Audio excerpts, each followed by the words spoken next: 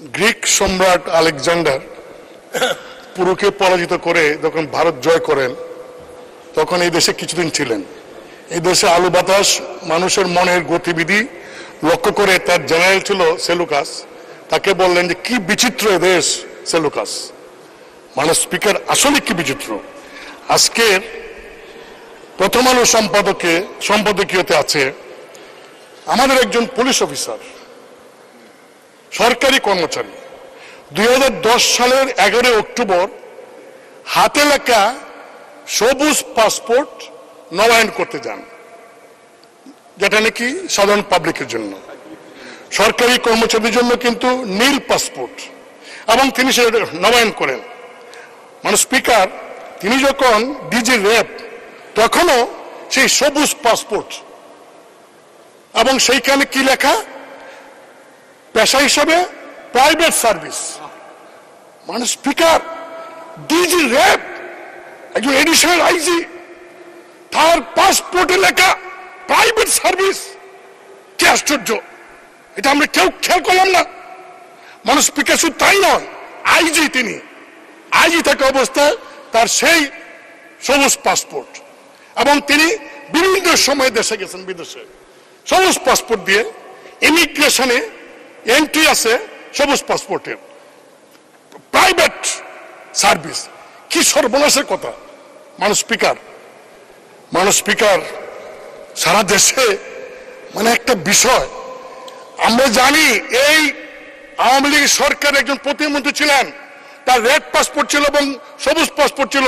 সবুজ পাসপোর্ট দিয়ে সিঙ্গাপুর যাওয়ার কারণে মাননীয় প্রধানমন্ত্রী সেদিন তাকে মন্ত্রী পরিষদ থেকে বাদ দিয়েছিলেন। আর এই ব্যক্তি আইজি, একটা ডিসিপ্লিনারি ফোর্সের চিফ।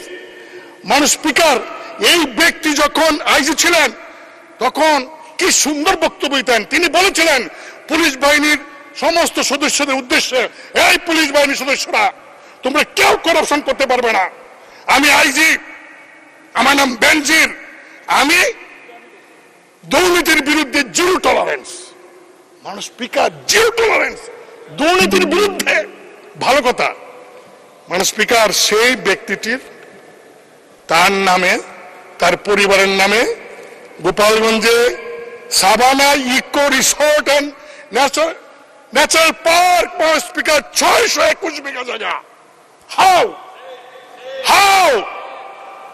তার এবং তার পরিবার সদস্যদের নামে কিভাবে সম্ভব? মানে স্পিকার তাই নয়, তিনি যখন ডিজি র্যাব, মহানগরের ডিএমপি কমিশনার এবং আইজি, এই সময়ের মধ্যে তিনি কিন্তু এই সম্পত্তির মালিক হয়েছেন। রিটায়ারমেন্টের পরে গিয়ে যে তার পৈতৃক ব্যবসা থাকে, মালিক হন, আফসোস ছিল না, কিন্তু ওই চাকরি করে কালীন তিনি এই সম্পত্তির মালিক হয়েছেন। মানুষ স্পিকার কি সম্পত্তি, আমার একটু সময় লাগবে, আমি কারণ এগুলি বলছি এই কারণে। মানুষ স্পিকার যে সারা দেশে এই ব্যক্তির কারণে ক্ষমতাসীন দলের এত কাজ করার পরেও আজকে প্রশ্নের মুখে এসে দাঁড়িয়েছে। মানুষ 2015 থেকে 2020 সাল পর্যন্ত তিনি ডিজি এবং ডিএমপি কমিশন থাকা অবস্থায় যে জমিগুলি কিনেছেন, সেই জমিগুলি বেশিরভাগ হিন্দু সম্প্রদায়ের, এবং তারা অনেকে সাক্ষী দিয়ে দিচ্ছেন এখন সাংবাদিকদের কাছে, কায়দা কৌশলে পুলিশদের ভয় দেখিয়ে সেই সমস্ত সম্পত্তি তিনি ক্রয় করেছেন। মানে স্পিকার রাজধানীর গুলশানে একদিনে বিলাসবহুল 4টা ফ্ল্যাট, এক হালি ফ্ল্যাট তিনি একদিনে কিনে ফেললেন, কি আশ্চর্য। মানে স্পিকার উত্তরায় এবং বাড্ডায় 7 তলা 2টা বাড়ি।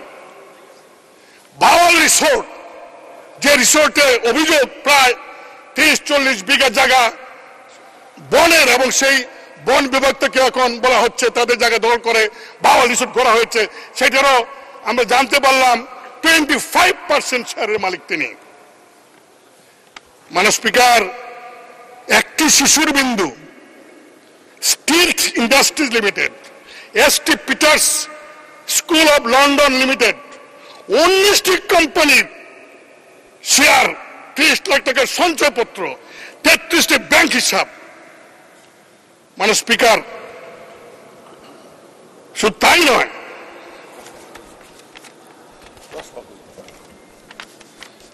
ঠাকুরগাঁও সদরে 50 বিঘা জায়গা তার এবং তার ফ্যামিলির নামে। জলঢাকা নীলফামারী 50 বিঘা জায়গা, নীলফামারী কিশোর সদর 50 বিঘা জায়গা, বান্দরবন সদর এবং লামা উপজেলায় 250 বিঘা তার নামে। মানে স্পিকার, সেন্ট মার্টিনে বেনজিরের নামে 4 বিঘা জমি। মানে স্পিকার, ইন্দ্রাণী বিচে কক্সবাজার 2 বিঘা 3 মেয়ের নামে। রাজৌরি উপজেলায় জিসান মির্জার নামে তার স্ত্রীর 273 বিঘা জমি। গাজীপুরে 200 বিঘা জমি। মানে স্পিকার, কয়েকদিন আগে তিনি চলে গেলেন। চলে যাওয়ার আগে পত্রিকার নিউজ অনুযায়ী প্রায় 80 কোটি টাকা ব্যাংক থেকে উত্তোলন করেছেন।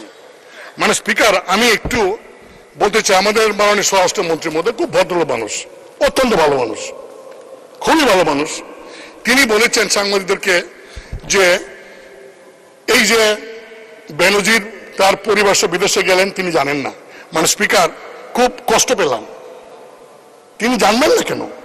হ্যাঁ, যেতে পারে, যেহেতু বেনজির সাহেবের কোনো নিষেধাজ্ঞা নাই, যেতে পারেন। জানবেন না কেন? কারণ তিনি তো এয়ারপোর্টে ইমিগ্রেশন হয়ে গেছেন।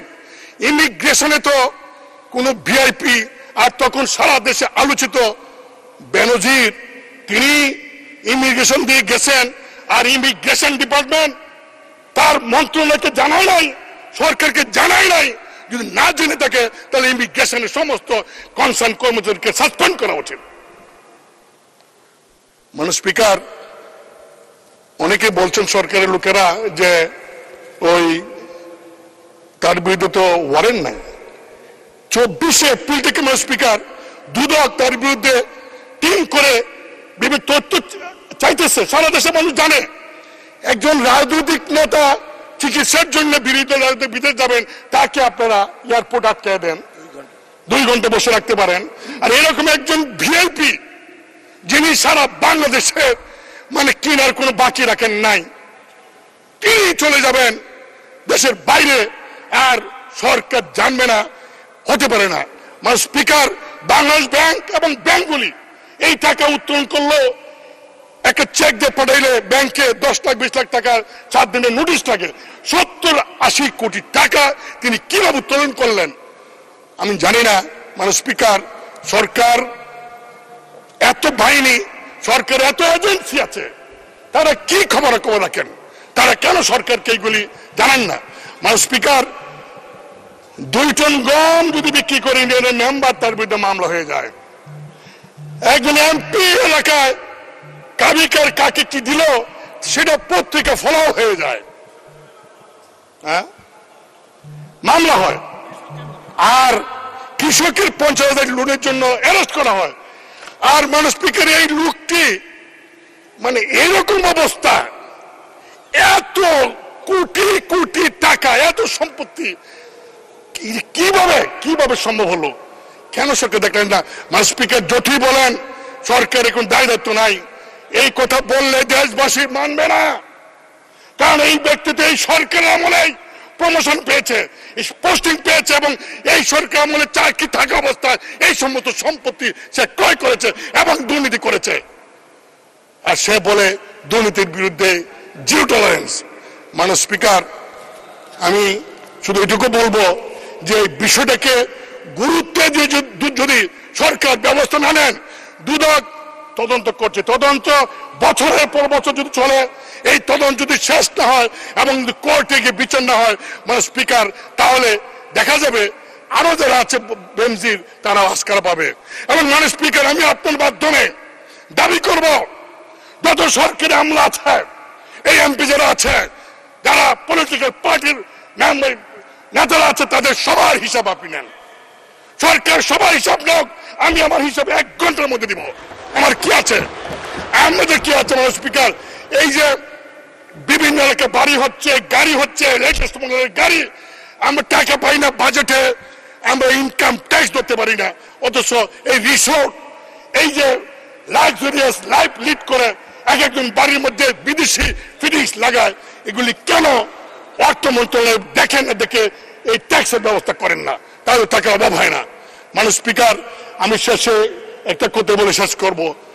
আজকে এই একজন সরকারি কর্মচারীর এত বড় দুর্নীতি কারণে এইটাই প্রমাণ হয়েছে যে সব সম্ভবের দেশ বাংলাদেশ। ধন্যবাদ মাননীয় স্পিকার।